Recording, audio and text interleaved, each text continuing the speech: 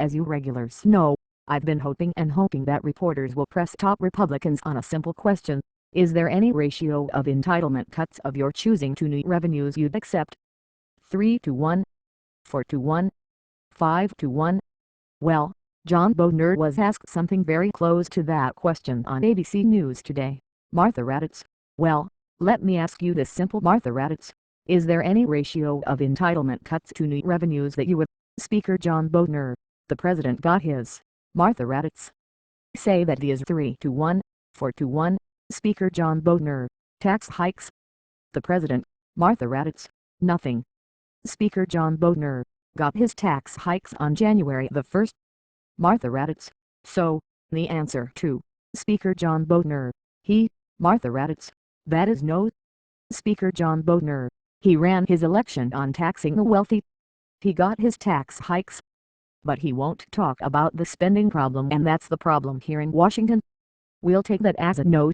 House GOP Majority Whip Kevin McCarthy was also asked that question on NBC today.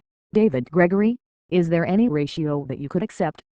Representative Kevin McCarthy, there are no new tax increases because you don't need it.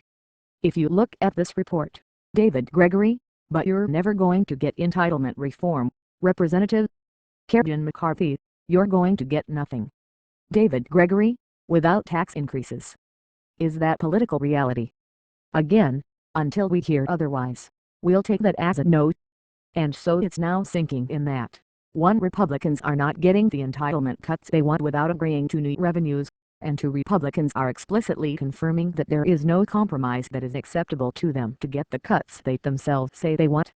The GOP position, with no exaggeration, is that the only way Republican leaders will ever agree to paying down the deficit they say is a threat to American civilization is 100% their way.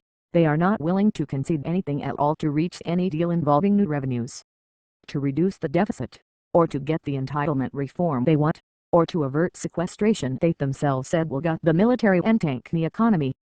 But, Obama needs to lead and prove he's serious by offering still more entitlement cuts than he already has.